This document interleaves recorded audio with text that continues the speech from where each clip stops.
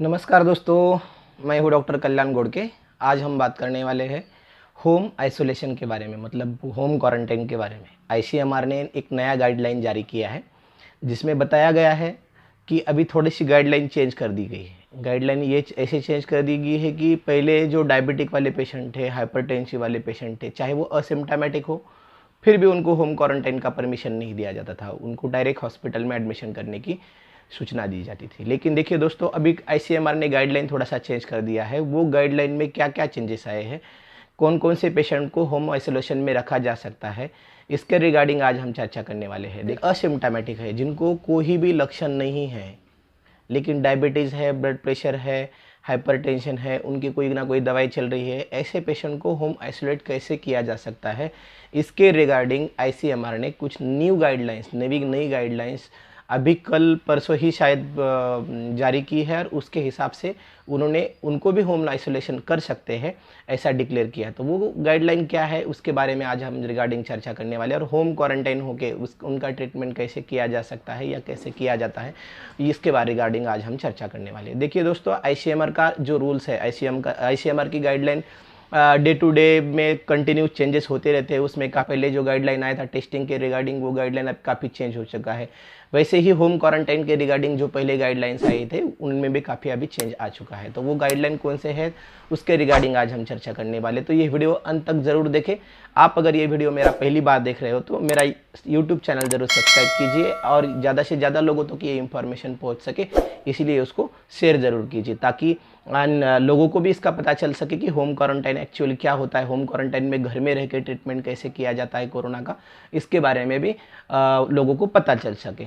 तो चलो दोस्तों स्टार्ट कर देते हैं। देखिए दोस्तों, होम क्वारंटाइन आइसोलेशन का जो गाइडलाइन है, पहली तो बात थी कि जो लोग बहुत ही इम्यूनो कॉम्प्रोमाइज़ है, इम्यूनो कॉम्प्रोमाइज़ मतलब जिनकी इम्यूनिटी बहुत ही लो है। शायद तीन टाइप के लोग होते हैं। एक तो कैंसर होता है, एचआईवी के लोग हैं, और दूसरे है जिनका ट्रांसप्लांट हुआ है, ऑर्गन ट्रांसप्लांट, जैसे लिवर ट्रांसप्लांट हो गया, किसी का किडनी ट्रांसप्लांट हो गया, किसी का हार्ट ट्रांसप्लांट हो गया, या वॉट एवर जो भी ऑर्गन ट्रांसप्लांट हुआ है, वो वाले पेशेंट, कैंसर वाले पेशेंट और एचआईवी वाले पेशेंट, इन लोगों को कोई भी सिम्टम रहे, चाहे वो असिम्प्टोमेटिक रहे, कोई लक्षण न रहे, तो भी उनको हॉस्पिटल में एडमिट होना बहुत ही ज़रूरी माना गया है आईसीएमआर की गाइडलाइन के हिसाब से।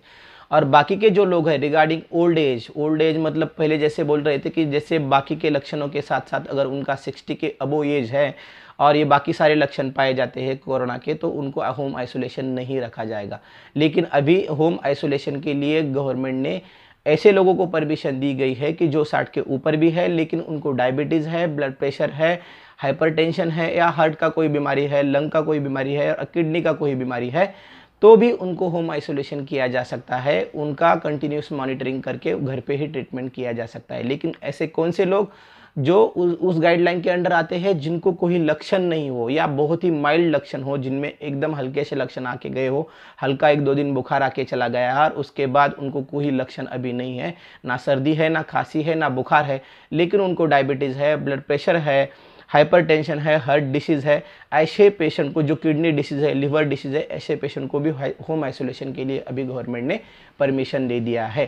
परमिशन मतलब क्या दे दिया है कि अंडर डिस्ट्रिक्ट मॉनिटरिंग ऑफिसर जो रहते हैं उनके अंडर में उनका मॉनिटरिंग कंटिन्यूसली किया जाएगा। और मॉनिटरिंग अंडर प्रिस्क्राइब जो मेडिसिन है वो मेडिसिन कंटिन्यू घर में वो खाते रहेंगे, कंटिन्यू उनका मॉनिटरिंग होते रहेगा, टेम्परेचर का मॉनिटरिंग होते रहेगा, सैचुरेशन का मॉनिटरिंग कंटिन्यू होते रहेगा। वो डिस्ट्रिक्ट ऑफिसर के कंटिन्यू टच में रहेंगे, टेम्परेचर उनका कंटिन्यू मॉनिटरिंग होते रहेगा। टेम्परेचर मतलब बुखार, उनका मॉनिटरिंग होता रहेगा, ऑक्सीजन का सैचुरेशन उनका मॉनिटरिंग होते रहेगा। और उनका बाकी का अगर लक्षण कुछ बढ़ता है तो उनको हॉस्पिटलाइजेशन फिर से किया जा सकता है। ऐसा नहीं है कि उनको होम क्वारंटाइन किया मतलब उनको कोई ट्रीटमेंट नहीं देना। होम क्वारंटाइन रह के डिस्ट्रिक्ट मॉनिटरिंग ऑफिसर के अंडर में ट्रीटमेंट आपको कंटिन्यू घर में ही लेना है, और घर में ही आप रह के वो ट्रीटमेंट कंप्लीट करने के बाद जैसे ही आपका क्वारंटाइन का पीरियड 10 डेज़ का कंप्लीट होता है, वो आपको फिर फ्री हो सकते हो। उसके बाद आप 10 डेज़ के बाद होम क्वारंटाइन आपका लीव कर सकते हो, या आपका क्वारंटाइन का पीरियड खत्म हो जाता है। नॉर्मली 3 डेज सिम्टम रहते हैं हल्का सा फीवर के, और 7 दिन उनका क्वारंटाइन पीरियड होता है। जैसे 10 डेज खत्म हो जाएंगे उसके बाद उनका कोई भी कोरोना का टेस्ट करने की भी अभी आवश्यकता आईसीएमआर के गाइडलाइन के अनुसार बिल्कुल नहीं है दोस्त। एचआईवी के पेशेंट को, कैंसर के पेशेंट को और जिनका ट्रांसप्लांट हुआ है, ऑर्गन ट्रांसप्लांट हुआ है, उन लोगों को अभी तक होम क्वारंटाइन का परमिशन बिल्कुल नहीं दिया गया है। चाहे वो असिम्प्टोमेटिक हो, चाहे वो सिम्प्टोमेटिक हो, चाहे उनको कोई कोरोना के लक्षण हो या नहीं हो, लेकिन उनका रिपोर्ट अगर पॉजिटिव आता है तो उनको हॉस्पिटल में भर्ती होना ही है, हॉस्पिटल में उनको ट्रीटमेंट लेना ही है, वो कंपलसरी किया गया है। लेकिन बाकी के मैंने जैसे बोला, डायबिटीज़ वाले, ब्लड प्रेशर वाले, लीवर और किडनी के डिसीज़ वाले, जिनको ऑलरेडी ट्रीटमेंट चालू है, ऐसे लोगों को होम क्वारंटाइन वो रह सकते हैं अंडर डिस्ट्रिक्ट मॉनिटरिंग ऑफिसर के ट्रीटमेंट में। उन्होंने जो ट्रीटमेंट दिया है वो ट्रीटमेंट कंटिन्यू उसके साथ चालू रखना है। टेम्परेचर मॉनिटरिंग कंटिन्यू होना बहुत ज़रूरी है। और उनके साथ घर में अगर कोई साथ में उनके क्लोज कांटेक्ट में अगर कोई आता है, उसके लिए होम क्वारंटाइन के लिए क्राइटेरिया भी है। वो क्राइटेरिया एक सबसे इम्पोर्टेंट, उनको स्पेशल टॉयलेट, स्वतंत्र टॉयलेट होनी चाहिए एक, वो पेशेंट के लिए एक सेपरेट रूम होनी चाहिए। अगर वो सेपरेट रूम और सेपरेट टॉयलेट अगर है तो उनके लिए जो उनके क्लोज कांटेक्ट में जो घर में लोग आते हैं उनके लिए हाइड्रोक्सीक्लोरोक्विन का डोज देना भी अनिवार्य ICMR के गाइडलाइन के हिसाब से माना गया है, और उनको देना बहुत ही ज़रूरी है, क्योंकि वो प्रिवेंशन के लिए देते हैं। SCQ का टैबलेट, जिसको हम हाइड्रोक्सीक्लोरोक्विन बोलते हैं, वो घर के सारे मेंबरों को दिया जाता है, और वो देना ICMR की गाइडलाइन के हिसाब से बहुत ही ज़रूरी माना गया है। देखिए दोस्तों, जो पेशेंट घर में आइसोलेट है, उनके घर में एटलीस्ट उनको कंटिन्यूस उन पे वॉच रखने वाला एक आदमी चाहिए घर में, जिनकी उनकी केयर कर सके, उनके हमेशा टच में रह सके कि उनका कोई लक्षण बढ़ तो नहीं रहा है, उनका कोई बुखार बढ़ तो नहीं रहा है, या उनको सांस लेने में कोई दिक्कत नहीं, उनका सैचुरेशन कंटिन्यूस मॉनिटरिंग किया जाता है कि नहीं। सैचुरेशन मतलब पल्स ऑक्सीमीटर उनको घर में दिया जाएगा, उनका ऑक्सीजन कंटिन्यूस उसमें चेक किया जाएगा। ऑक्सीजन की मात्रा अगर 95 के नीचे आती है तो वो अलार्मिंग सिग्नल माना जाता है, और वो डिस्ट्रिक्ट हेल्थ ऑफिसर को वो तुरंत आपको बताना पड़ेगा कि मेरा अभी ऑक्सीजन का सैचुरेशन लेवल कम हो रहा है, या मुझे टेम्परेचर अभी बहुत ज़्यादा आ रहा है, या मुझे सांस लेने में दिक्कत है, या खांसी है, बुखार है।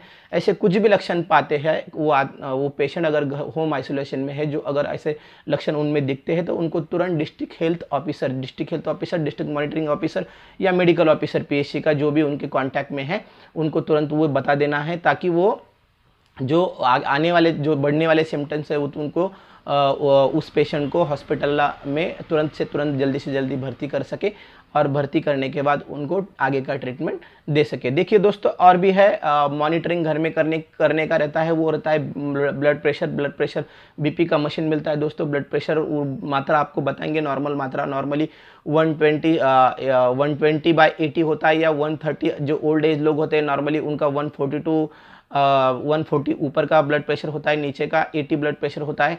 और टेम्परेचर भी नॉर्मली देखा जाए तो एक 99 के नीचे 98, 97 ये नॉर्मल टेम्परेचर होता है। जैसे 99 के ऊपर टेम्परेचर चला जाता है, वो थर्मोमीटर में चेक करने के बाद हमें पता चलता है वो जैसे 1 से 1, 1 से 2 होता है, उसमें उसका भी हम रीडिंग घर पे ले सकते हैं। ब्लड प्रेशर इलेक्ट्रॉनिक मिलता है, उसका भी रीडिंग हम घर पे ले सकते हैं, वो लिख के रख सकते हैं, और डिस्ट्रिक्ट हेल्थ मॉनिटरिंग ऑफिसर को हम वो डिटेल बता सकते हैं। SpO2 भी हम जाँच कर सकते हैं, ऑक्सीजन की मात्रा भी हम जाँच कर सकते हैं घर में। ये सारी सुविधाएं वो लोग देते हैं होम क्वारंटाइन के लिए घर पे, या वो आपको बताते हैं कि मशीन खरीदने के लिए कि सारी मॉनिटरिंग कंटिन्यू होती रहे आपके घर में, और होम आइसोलेशन करके ही आपका ट्रीटमेंट किया जा सकता है। ये ICMR का गाइडलाइन है। ये मेरा वीडियो आपको दोस्तों अगर पसंद आया हो तो मेरा यूट्यूब चैनल